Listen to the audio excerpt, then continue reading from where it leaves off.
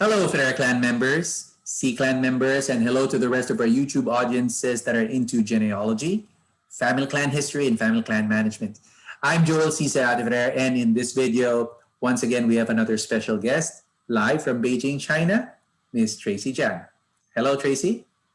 Yeah, hello Jill. Hello every audience here. I'm Tracy Jiang from Beijing. Yeah, I'm very happy to join this YouTube channel to get some things about China. Thank you. Okay, and for the benefit of those YouTube audiences that are Chinese, say hi to your Chinese audiences. OK，大家好，很高兴我能参加 Joe 的这个 YouTube 的这个视频录制，然后也很高兴见到所有 YouTube 上的所有的观看者，非常感谢我。就是尽我所能来介绍一些中国的一些事情，或者是中国的一些知识吧，给大家认识一下，谢谢。Okay, 谢谢. And now, 我也很高兴 that you're also here. The last time we had a special guest in my YouTube channel was when I had a brief meet and greet with my Chinese Malaysian relative from the Shui clan, Si Kok Seng. For those of you who haven't seen that vlog, please check it out in my YouTube channel. But anyway, back to Tracy. Tracy happens to be a member of the Jiang family clan. Okay. Yes. Now, just a brief background there, Tracy. Here in my YouTube channel, in relation to what we're going to talk about today, we have made some comparisons between different family clans, okay? Because we want to learn. We want to learn. We want to grow. I mean, there's no such thing as a perfect family clan. Each family clan has its strengths and its weaknesses. So we want to compare. Like before, there's a blog here in my YouTube channel where I compare the Ferrer clan of Pangasinan, the family clan of my father, with the Shui or C clan of my mom, right? How are they the same? How are they different? And then we also made a comparison, an examination of the Singapore Chinese clans, right? What's so good about them and what can we learn from them? And then another thing that I have also discussed in this YouTube channel is what can family clans do, especially now that we're going through this global crisis, okay, to help each other and probably even help our nation, just like what the family clans in Singapore did. So for today, we will try to hit those two topics. We're going to do a comparison, compare and contrast of Tracy's family clan, the Jiang family clan, and after that, we're going to look at an interesting case from ancient China. We're going to go back to ancient China. I hope it doesn't happen again today, but there were some family clans in ancient China that went through a rather gruesome crisis, even more worse than the crisis that family clans and everyone is going through right now. And we're going to see what did they do to survive, to keep the family clan together. And Tracy's going to share that with us in a little while. Okay, so without further ado, let's go through our screen for today. So let's check out the screen. Oops, this is the homepage of Tracy's family clan, right? Yes. Correct? You got it? Yeah. Right. So here you have Chonghua. You say it right? This is Chonghua. Zhonghua means China. Correct. And then you have here Jiang, family name of Tracy. Yeah. And this is Shi, family name. And then you have Wang, which is Hulian Wang, internet, right? Yeah, internet. Yeah, correct. Now, yeah. if you let's have a brief comparison of this with the Shui family clan sites, which is here. Yeah. So here you also have the same two characters, Chonghua, right? Just like I mentioned in my vlog before, there's a school, a Chinese school in Iligan called Lanao Chonghua School. So it's the same character, Chonghua. And this is the family name Shui. Shi. Yeah. Okay, so it's kind of similar to this, and the Jiang family clan is pretty much all over China. You have relatives in. Where's your ancient hometown, Tracy, of the Jiang family clan? Is it in Beijing, or is it in Shandong or Um, Hainan or no, in the ancient time, maybe not Beijing. Beijing just the current recent? Right, right. place. Mm-hmm. In the ancient, maybe in Xi'an, like there. Xi'an. Yeah, like there, because most Chinese people will say the Xi'an, that province, maybe the original place or the generation come from. Mm. Yeah, in the Yeah, maybe Xi'an long. is where you have the terracotta warriors, right? The earth You know the warriors. Qin dynasty is from Correct. there. Oh, Yeah, from Xi'an. Oh, cool. yeah. Cool. Xi'an is have a long history. I The know. city What are the also your ancient? histories. Yeah. Right, right. Okay, so let's briefly look at the site. So you also have a lot of cultural references. Remember, genealogy, family clan history, and a little bit of family clan management. Like here, remember in this museum, there is a princess, right? Remember, Tracy? There's a princess, Yes. a Jiang princess, who's Yeah. In buried Hainan here. province. Yeah. Right, right, right. And then you have some articles about their genealogy. Of course, how could you not miss food? And so on and so forth, which is kind of similar to what we also have in the Shui website, right? Basically. So, all right. Now, let's move on to the second part, which basically deals with the crisis. Okay.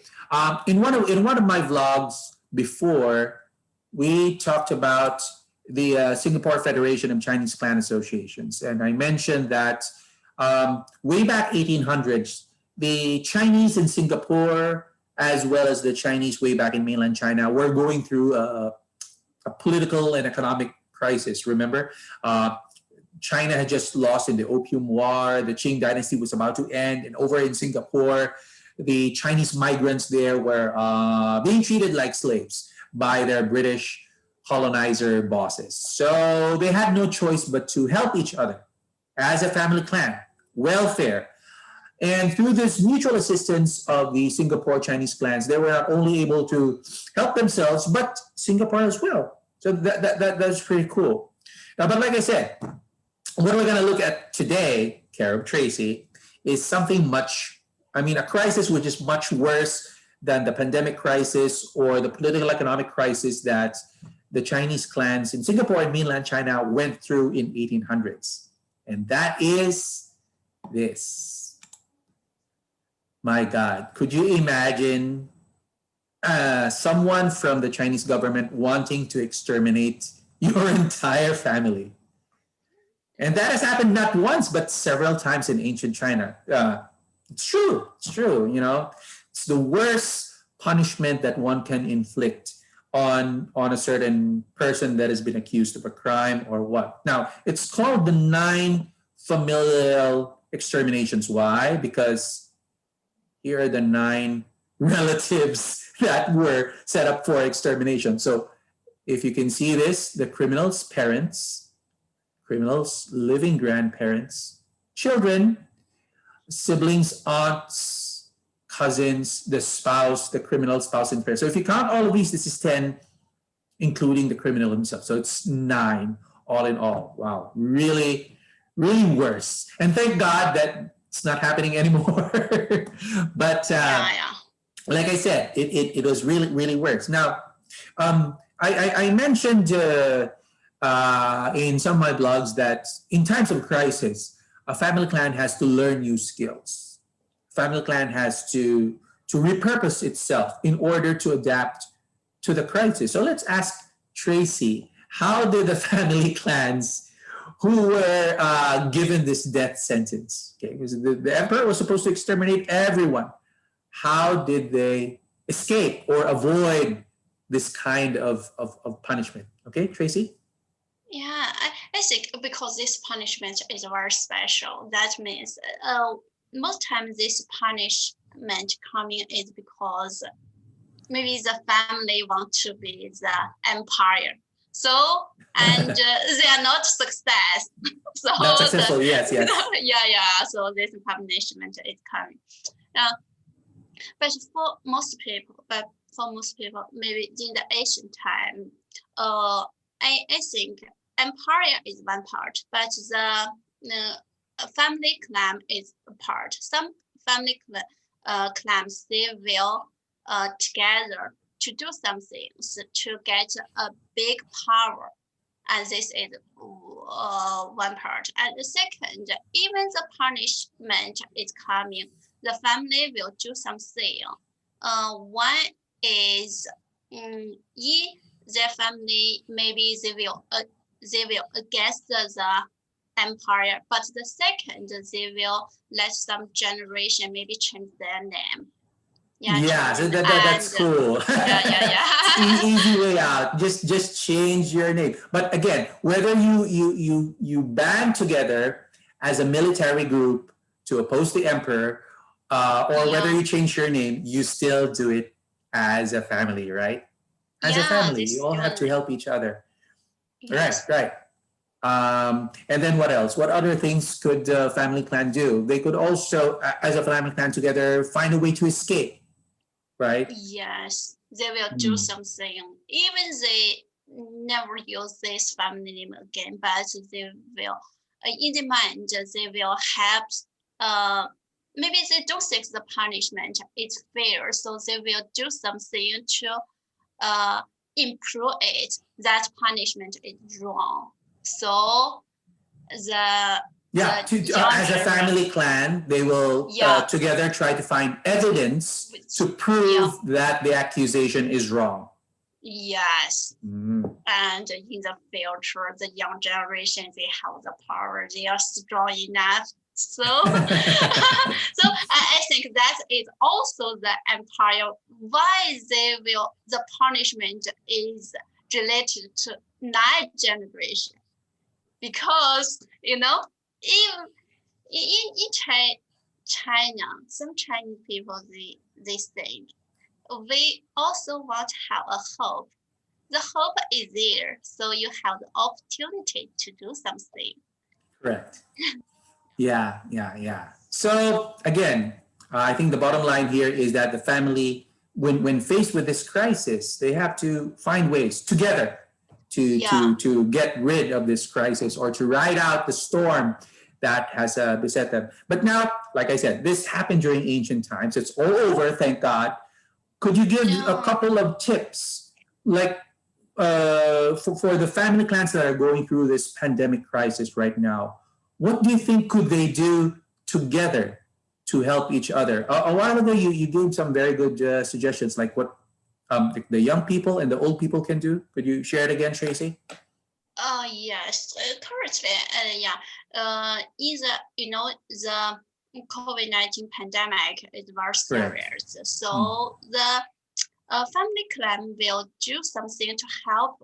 Maybe some elders, they don't have their children's current living. So the family clan will do some help and maybe give some money, give some food like that. And also, at sometimes the family members will visit there and do something.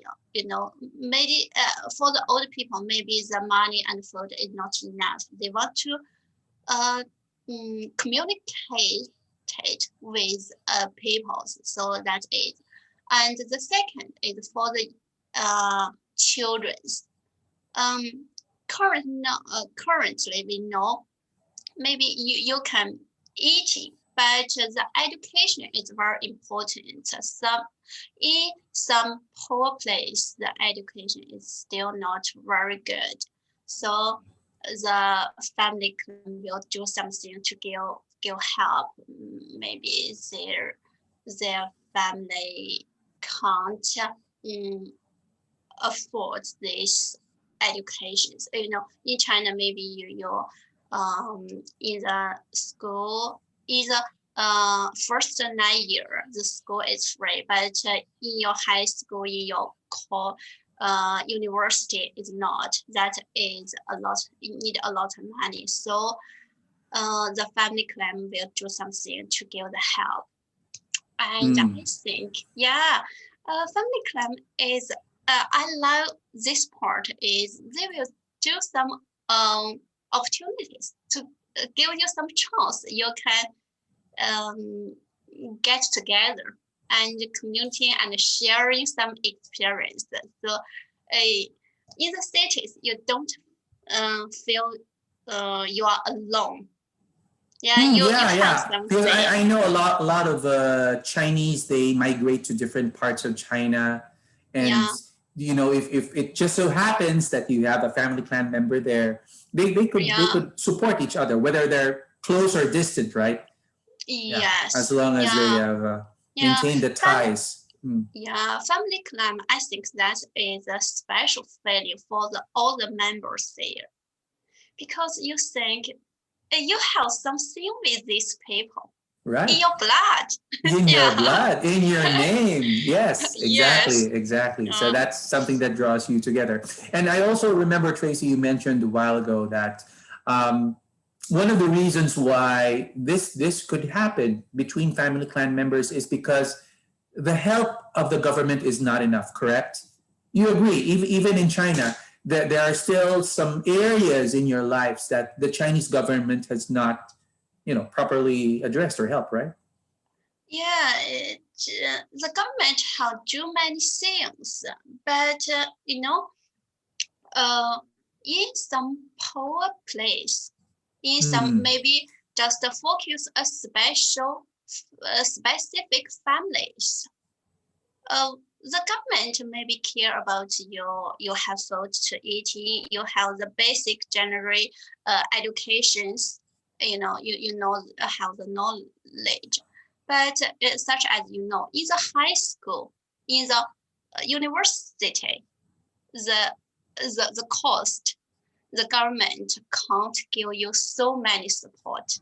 Yeah, that is I think maybe in some part maybe the government have missed the family clan can do something to give the support and give help.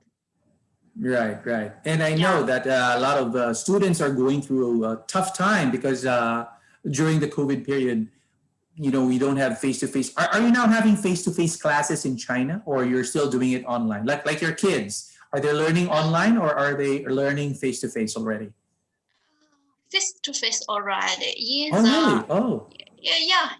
From September, my son have go to the kindergarten.